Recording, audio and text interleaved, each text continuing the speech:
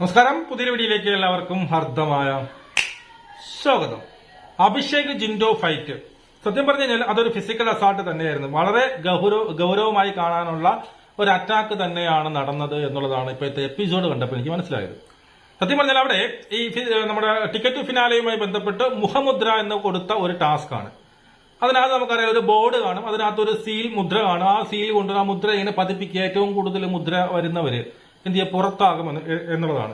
അതായത് നമ്മൾ മറ്റുള്ള ബോർഡുകളിൽ പതിപ്പിക്കുന്നവരോടൊപ്പം നമ്മുടെ ബോർഡുകളിൽ ആരും പതിപ്പിക്കാതെ ശ്രദ്ധിക്കുക, എന്ത് ചെയ്യണം, അവരെ തടയുക എന്നുള്ളതാണ്. അപ്പൊ അതിൽ ജയിച്ചത് അർജുനൊക്കെയാണ്. രണ്ടാം സ്ഥാനം എനിക്ക് തോന്നുന്ന നമ്മുടെ അഭിഷേകിനാണ് സംഭവം. പിന്നെന്താണ് നമ്മുടെ ജിൻഡോ അഭിഷേകിന്റെ ബോർഡിലേക്ക് പതിപ്പിക്കാൻ വേണ്ടി വന്നപ്പോൾ അഭിഷേക് അതിനെ എന്ത് ചെയ്യുന്നു, പിന്നെ അതിനെ എതിർത്തു, അല്ലെങ്കിൽ എന്ത് ചെയ്തു, തടസ്സം നിന്നു എന്നുള്ളതാണ്. അവിടെ തടസ്സം നിന്ന് ഈ പറയുന്ന ജിൻഡോ വീണ്ടും അങ്ങോട്ട് ബലമായിട്ട് പോകാൻ വേണ്ടി ശ്രമിക്കുന്നു. ജിൻഡോ ഇങ്ങനെ കുനിഞ്ഞു പോകാൻ വേണ്ടി ശ്രമിക്കുന്നു. അഭിഷേക് ജിൻഡോനെ പിടിച്ച് തൂക്കി എറിയുന്നു. അവിടെ നിന്ന് ജിൻഡോ എണീറ്റ് വന്ന് പിടിച്ചു തള്ളുന്നു. നല്ല രീതിയിലുള്ള പിടിച്ചു തള്ളലാണ് അവിടെ നടന്നിരിക്കുന്നത് എന്നത്. അതിനുശേഷം അവരും ജിൻഡോയും അഭിഷേകും തമ്മിൽ പിടിവലി കൂടിയിരിക്കുന്നു എന്നുള്ളതാണ്. ആ സീനൊന്നും കാണിച്ചില്ല. അപ്പോഴത്തേക്ക് സായിയുടെ മുഖമാണ് അവിടെ കാണിച്ചത്. രണ്ടുപേരും പരസ്പരം അങ്ങോട്ടും ഇങ്ങോട്ടും നല്ല രീതിയിൽ പിടിവലി ഉന്തും തള്ളലുമായി. പിന്നെ കാണിക്കുന്നത് ജിൻഡോ ഒരു സൈഡിൽ കിടക്കുന്നു, അഭിഷേക് മറ്റൊരു സൈഡിൽ കിടക്കുന്നു എന്നുള്ള ഒരു തരത്തിലാണ് നമ്മൾ ആ ടാസ്കിൽ കണ്ടത്. സത്യം പറഞ്ഞാൽ അതൊരു ഫിസിക്കൽ അസാൾട്ട് തന്നെയാണ് എന്ന് തന്നെ നമുക്ക് പറയേണ്ടതായിട്ട് വരും. പിന്നെ രണ്ടുപേരുടെ ഭാഗത്തും തെറ്റുകൾ ഉണ്ട് എന്നുള്ളത് കൊണ്ടും ആർക്കും അങ്ങോട്ടും ഇങ്ങോട്ടും പരാതിയില്ല എന്നുള്ളത് കൊണ്ടും മാത്രം അവർ രക്ഷപ്പെടും എന്നുള്ളതാണ് ഇതിനകത്ത് എനിക്ക് പറയാനുള്ളത്. കാരണം അഭിഷേകം ചെയ്തിട്ടുണ്ട്, ജിൻഡോയും ചെയ്തിട്ടുണ്ട്. പുറത്താക്കണമെങ്കിൽ എന്ത് ചെയ്യണം, രണ്ടുപേരെയും പുറത്താക്കണം. മനസ്സിലായോ? പുറത്താക്കണമെങ്കിൽ രണ്ടുപേരെയും പുറത്താക്കണം. എന്നുവെച്ചാൽ രണ്ടുപേരുടെ ഭാഗത്തും തെറ്റുണ്ട്. ആദ്യം അഭിഷേകാണ് എന്ത് ചെയ്തത്, തള്ളിക്കയറിയത് ജിൻഡോ ആണ്. ജിൻഡോ തള്ളിക്കയറിയെങ്കിലും ജിൻഡോ അതാണ് അതിന്റെ പിന്നെ ടാസ്ക് എന്ന് പറഞ്ഞാൽ അതാണല്ലേ, നമ്മൾ അവരെ എന്ത് തള്ളി മാറ്റിക്കൊണ്ട് ചെയ്യുക എന്നുള്ളതാണ്. ആ സമയത്ത് അഭിഷേക് എന്ത് ചെയ്ത് ഇങ്ങനെ പിന്നീട് വലിച്ചെടുത്തു, ഇങ്ങനെ പിന്നെ ഈ ഇളിയിൽ പിടിച്ച് വലിച്ചെടുത്ത് തറയിൽ തള്ളി എന്നുള്ള രീതിയിൽ എടുത്തിങ്ങനെ എറിയുമ്പോഴത്തെ രീതിയിൽ എറിഞ്ഞുകൊണ്ടാണ് ജിൻഡോയ്ക്ക് അപ്പൊ പ്രവോക്കായത്. പക്ഷെ പ്രവോക്കായ ജിൻഡോ എന്ത് ചെയ്തു, പിടിച്ച് എണീറ്റ് അവന്റെ എന്ത് ചെയ്തു, ഇങ്ങനെ കഴുത്തിലോട് ഇങ്ങനെ പിടിച്ച് തള്ളുക എന്ന് പറയുമ്പോൾ അതും ഒരു എന്താണ് പറയുന്നത്, അതൊരു ഫിസിക്കൽ അസാൾട്ട് തന്നെയാണ്. അങ്ങനെ തള്ളുമ്പോൾ എന്തായാലും ഒബ്വിയസ്ലി അവൻ എന്ത് ചെയ്യും, അവനും പ്രകോപിതനാവും, അവനും വന്ന് പിടിച്ചു തള്ളും. അങ്ങനെ രണ്ടുപേരും കൂടി അങ്ങോട്ടും ഇങ്ങോട്ടും പിടിയും വലിയും ഉന്തും തള്ളൊക്കെ രണ്ടുപേരും തല തറയിൽ വീണിട്ടുണ്ട്. അപ്പോൾ വളരെ എന്താണ് നമ്മുടെ ബിഗ് ബോസ് വളരെ ദേഷ്യത്തിൽ നിർത്തുക എന്നൊക്കെ പറഞ്ഞിട്ടുണ്ട്. അപ്പൊ അവരുടെ ആ സംസാരത്തിൽ നിന്നൊക്കെ അല്ലെങ്കിൽ മറ്റുള്ളവരുടെ മുഖഭാവത്തിൽ നിന്നൊക്കെ നമുക്ക് കൃത്യമായിട്ട് മനസ്സിലായി അവിടെ നല്ലൊരു അടി നടന്നിട്ടുണ്ട്, അല്ലെങ്കിൽ നല്ലൊരു പിടിയും വലിയും അല്ലെങ്കിൽ പിടിച്ചു തള്ളലും ഉന്തലും ഒക്കെ നടന്നിട്ടുണ്ട്. പക്ഷെ അത് നല്ല രീതിയിൽ സോൾവ് ആക്കി എന്നുള്ളതാണ്. കാരണം രണ്ടൊരു ഭാഗത്തും തെറ്റുള്ളത് കൊണ്ട് തന്നെ ആർക്കും അങ്ങോട്ടും ഇങ്ങോട്ടും പരാതി ഇല്ലാത്തത് കൊണ്ടും രണ്ടും അത് സോൾവ് ആയി പോയി. വേണമെങ്കിൽ ഇനി എന്ത് ചെയ്യുന്നു, സ്വമേധയാ എന്ത് ചെയ്യുന്നു, ബിഗ് ബോസ് തന്നെ ഇവർ രണ്ടുപേരും പറഞ്ഞു വിടേണ്ടതായിട്ട് വരും. ബിഗ് ബോസ് എന്തായാലും അത് ചെയ്യുന്നില്ല എന്നുള്ളതാണ് നമുക്ക് പിന്നീടുള്ള സംഭവങ്ങളിൽ നിന്ന് മനസ്സിലാക്കുന്നത്. അവിടെ നിന്ന് എന്ത് ചെയ്യുന്നു, ജിൻഡോ ഔട്ടാവുന്നു. പിന്നീട് ആ ടാസ്ക് പുരോഗമിക്കും തോറും പിന്നെ എന്ത് ചെയ്യുന്നു, അർജുൻ ജയിച്ചതായിട്ടും പിന്നെ സെക്കൻഡ് എനിക്ക് തോന്നുന്ന ആരാണ്, സെക്കൻഡ് നമ്മുടെ അഭിഷേകിനും, തേർഡ് പിന്നെ സായിക്കുമാണ് കിട്ടിയത് അല്ലെ. ഇവിടെ നമ്മൾ ഈ പറയുന്ന ടിക്കറ്റ് ഫിനാലയുടെ പോയിന്റ് നില നോക്കിക്കഴിഞ്ഞാൽ ഏറ്റവും മുന്നിൽ ഇപ്പോഴും അഭിഷേക് തന്നെയാണ്. രണ്ടാം സ്ഥാനം ഈ പറഞ്ഞതുപോലെ എനിക്ക് തോന്നുന്നത് അർജുനാണ് രണ്ടാം സ്ഥാനം. മൂന്നാം സ്ഥാനം ഈ പറയുന്ന ആർക്കാണ്, നമ്മുടെ ഋഷിക്കാണ് എന്നാണ് എന്റെ ഓർമ്മ ശരിയാണെങ്കിൽ.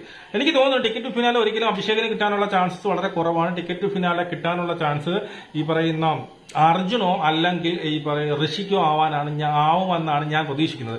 മിക്കവാറും ഋഷി ആയിരിക്കും. അത് ഭയങ്കര ഫ്ലെക്സിബിലിറ്റിയും കാര്യങ്ങളൊക്കെ ഉള്ളത് കൊണ്ട്, ഫയർ ഉള്ളത് കൊണ്ടും ഋഷി ആയിരിക്കും ടിക്കറ്റ് ഫിനാലെ നേടാൻ പോകുന്നത് എന്നാണ് ഞാൻ ഗസ് ചെയ്തത്. നോക്കാം നാളത്തെ ടാസ്കുകൾ എങ്ങനെ ഇരിക്കും എന്നുള്ളത് ആശ്രയിച്ചിരിക്കും ആര് ജയിക്കാൻ പോകുന്നു എന്നുള്ളത് അല്ലെ.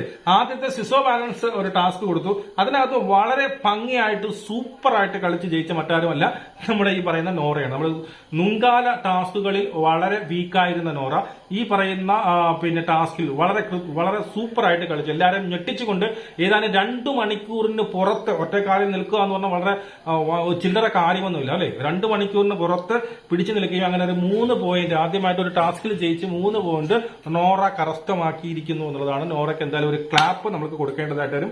അടിപൊളിയായിരുന്നു. മനസ്സിലായോ? പിന്നീട് എനിക്കെതിരെ ഇന്നത്തെ എപ്പിസോഡിൽ ഏറ്റവും കൂടുതൽ എടുത്ത് പറയാനുള്ളത് സിജോ നന്ദന ഫൈറ്റിനെ കുറിച്ചും ഇവരുടെ ഈ കോംബോയെ കുറിച്ചും എനിക്ക് പറയണം. അതായത് സിജോ നന്ദന സായി എന്നിവരുടെ കോംബോ.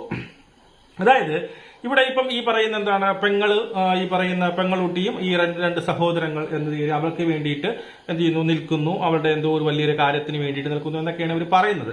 പക്ഷെ എനിക്ക് പണപ്പെട്ടി എടുക്കണം എന്നൊക്കെ പറയുന്നുണ്ട്. നിങ്ങൾ പണപ്പെട്ടി വന്നാൽ നീ എടുത്തോണ്ട് വന്നാൽ ഇവൾക്ക് ഒരു വീട് എന്നുള്ളൊരു സ്വപ്നമാണല്ലേ.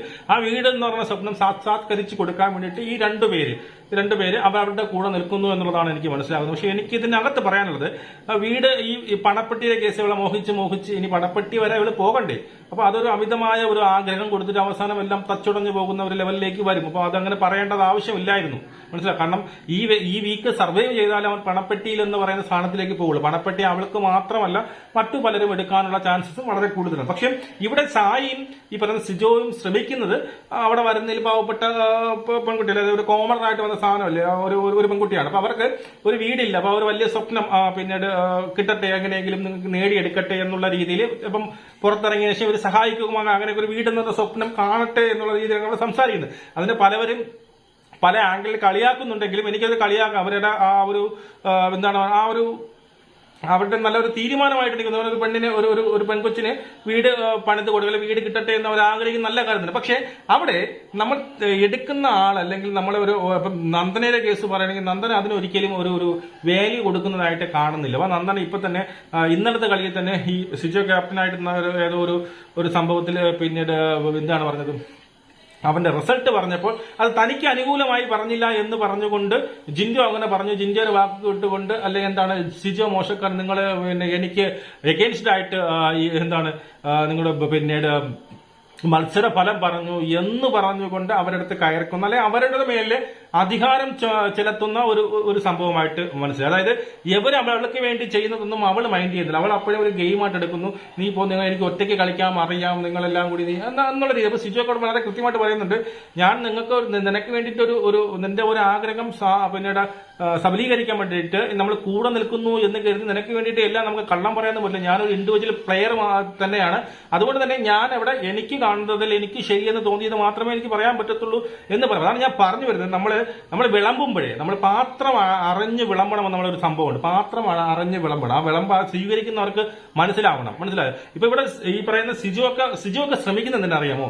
ഈ പറഞ്ഞ കഴിഞ്ഞ ടാസ്കിൽ തന്നെ സിജോ പറഞ്ഞു, ഞാൻ ഈ കപ്പലിൽ മുങ്ങിപ്പോയി ആരെ രക്ഷിക്കുന്നു, എന്ത് വില കൊടുത്ത് ഞാൻ ആരെ ഈ പറയുന്ന നന്ദനെ രക്ഷപ്പെടുത്തുമെന്ന് സിജോ പറയാനുള്ള കാരണം, സിജോ ഇപ്പൊ നോമിനേഷനിലില്ല.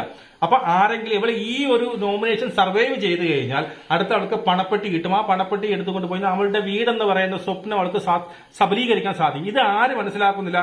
ഇത് മനസ്സിലാക്കാതെ പോകുന്ന നന്ദന ഇത് മനസ്സിലാക്കാതെ വെറുതെ സിജോയുടെ അടുത്തും ഈ പറയുന്ന സായിയുടെ അടുത്തും കയറി ഉടക്കി അവളെന്താണ് അവൾക്ക് എന്തോ അധികാരം പോലെ അവളുടെ ചൊൽപ്പടിയിൽ അവർ നിൽക്കണം എന്നുള്ള ഒരു പിന്നീട് വിചാരത്തോടുകൂടി അവൾ പ്രവർത്തിക്കുന്നു എന്നുള്ളതാണ് സിജോ മനസ്സിലാക്കിയത്. സിജോ ഇപ്പൊ നോമിനേഷൻ ഇല്ലാത്തതുകൊണ്ട് അവന്റെ വോട്ടെങ്കിലും ഈ പറയുന്ന നന്ദനയ്ക്ക് കിട്ടി അവൾ ഈ ഒരാഴ്ചയും കൂടി സർവൈവ് ചെയ്യട്ടെ എന്നാണ് അവരൊക്കെ ചിന്തിക്കുന്നത്. അല്ലാതെ ഇവിടെ വിചാരിക്കുമ്പോൾ എവളുടെ ഇങ്ങനെ ഒരു ആഗ്രഹമുണ്ട്, അത് സബലീകരിക്കാൻ വേണ്ടി കൂടെ നിൽക്കുന്നു എന്ന് കരുതി അവളുടെ എല്ലാ തണ്ടത്തിനും അല്ല അവളെ എല്ലാ കള്ളത്തരത്തിനും അവളെ കൂടെ നിൽക്കണം, അല്ലെങ്കിൽ അന്യായത്തിന്റെ ഭാഗത്ത് നിൽക്കണം എന്ന് അവൾ ആഗ്രഹിക്കുന്നത് വളരെ വളരെ മോശമായിട്ടുള്ള കാര്യമാണ്. ഇന്ന് നടന്ന ഫൈറ്റിൽ തന്നെ നമുക്കറിയാം, പാത്രം അവൻ പെണ്ണെ എന്ന് വിളിച്ചത് പോലും ഇഷ്ടപ്പെട്ടില്ല, എനിക്ക് എന്നെ പെണ്ണെ എന്ന് വിളിക്കേണ്ട എന്നുള്ള രീതിയിൽ ധാർഷ്ട്യത്തോടെ സംസാരിക്കുന്ന സിജോ ഇടുക. മനസ്സിലാക്കണം, ഈ രണ്ടുപേരാണ് ഇവളെ പ്രൊട്ടക്ട് ചെയ്യാൻ വേണ്ടിയിട്ടും ഇവൾക്കൊരു വീടെന്ന് പറയുന്ന സ്വപ്നം സാക്ഷാത്കരിച്ച് കൊടുക്കാൻ വേണ്ടിയിട്ട് പണിപെടുക, എങ്ങനെയെങ്കിലും ഈ ഒരാഴ്ച സർവൈവ് ചെയ്ത് പോട്ടെ എന്ന് ആഗ്രഹിക്കുകയും ചെയ്യുന്ന അവരോടത്താണ് ഇവൾ ഇത് തട്ടിക്കയറുന്നത് എന്നുള്ളതാണ്. അപ്പൊ എനിക്ക് ഇത്രേ പറയുള്ളൂ, പാത്രം അറിഞ്ഞു വേണം വിളമ്പാൻ, അല്ലെങ്കിൽ എന്ത് കൊടുക്കാൻ വേണ്ടിയിട്ട്. അപ്പൊ അത് ഇവരുടെ അടുത്ത ആഴ്ചയിലേക്ക് പോകാനുള്ള കുറച്ച് വോട്ട് കിട്ടുമായിരുന്നെങ്കിൽ അതും ഇനി കിട്ടാതെ വരും എന്നുള്ളതാണ്. അപ്പൊ അടുത്ത ആഴ്ചയിലേക്ക് സർവൈവ് ചെയ്യാനുള്ള ഒരു ഭാഗ്യം ആർക്കില്ലാതെ പോയി, നന്ദനയ്ക്കില്ലാതെ പോയി എന്നുള്ളതാണ്. പിന്നെ എനിക്ക് എടുത്ത് പറയാനുള്ള ഈ പറയുന്ന സായിയുടെ ഒരു മാറ്റമാണ്. സായി നമ്മുടെ കൂട്ടുകാരനൊക്കെ പറയാതിരിക്കാൻ വയ്യ. സായി ഇവിടെ വന്ന് കുറച്ചു ദിവസം കഴിഞ്ഞ് സായിക്കൊരു മാനസാന്തരം വന്നു. സായി പുതിയ മനുഷ്യനായി. എനിക്കിപ്പം ആരുടെ വിരോധമോ വിദ്വേഷമോ ദേഷ്യമോ കാര്യങ്ങളോ ഒന്നുമില്ല. എനിക്കൊരു തിരിച്ചറിവുണ്ടായി എന്നൊക്കെ പറഞ്ഞുകൊണ്ട് വന്ന സായി ഇന്ന് സായിയുടെ നമ്മുടെ പഴയ സായി സീക്രട്ട് ഏജന്റ് നമുക്ക് കാണാൻ സാധിച്ചു. സായി എന്ന് പറയുന്നത് എന്റെ കൂടെ ഈ ജിൻഡോ ഉടക്കി കഴിഞ്ഞാൽ എന്റെ അടുത്ത് ജിൻഡോ ഡയറക്റ്റ് ഉടക്കിയാൽ ജിൻഡോ ഒരിക്കലും കപ്പടിക്കില്ല, അതിനുള്ള സംഭവങ്ങൾ ഞാൻ ചെയ്തു വെച്ചിട്ടാണ് വന്നത്, എന്റെ ഒരു വാക്ക് മതി, ജിൻഡോ പിന്നെ ഒരിക്കലും കപ്പടിക്കില്ല. അത് പിന്നെ ആർക്ക് നന്നായിട്ട് അറിയാം, ജിൻഡോയ്ക്ക് നന്നായിട്ട് അറിയാം എന്നൊരു ത്രെട്ടണിങ്, ഒരു ഭീഷണിയാണ് അവിടെ സായി മുഴക്കിയിരിക്കുന്നത്. സായിയോട് ചോദിക്കുന്നത്, സായി കഴിഞ്ഞ ആഴ്ച വരെ പറഞ്ഞുകൊണ്ടിരുന്ന മാനസാന്തരപ്പെട്ട സായി ഇപ്പൊ കാണാൻ സാധിക്കുന്നില്ല. ഇപ്പോ വൈരാഗ്യ ബുദ്ധിയോടുകൂടി സംസാരിക്കുന്ന സായിയാണ്. ഇതാണ് യഥാർത്ഥ സായി അല്ലെ. നമ്മൾക്ക് മുമ്പ് ഈ പറയുന്ന സോഷ്യൽ മീഡിയയിലൊക്കെ കണ്ടുപരിചയമുള്ള സായി ഇതായിരുന്നു. ഇവിടെ വന്ന് സായി ചിലപ്പോൾ അത് സായി ചെയ്തത് ഒരു സ്ട്രാറ്റജി ആയിരുന്നു എന്ന് എനിക്ക് പറയേണ്ടതായിട്ട് വരും. അത് സായിയുടെ ഒരു സ്ട്രാറ്റജി ആയിരുന്നു. ഇപ്പൊ സായിയുടെ പഴയ രൂപത്തിലേക്ക് തിരിച്ചു വരുന്നു എന്നുള്ളതും എനിക്ക് മനസ്സിലാക്കണം. ഇനി എന്തൊക്കെ സംഭവിച്ചാലും ഇനി ജിൻഡോയുടെ എന്തൊക്കെ വൃത്തികേടുകൾ പുറത്തു കൊണ്ടുവന്നാലും കപ്പ് ജിൻഡോയ്ക്ക് തന്നെയുള്ളതാണ്. നമുക്ക് വീണ്ടും കാണാം. ജയ് ഹിന്ദ്.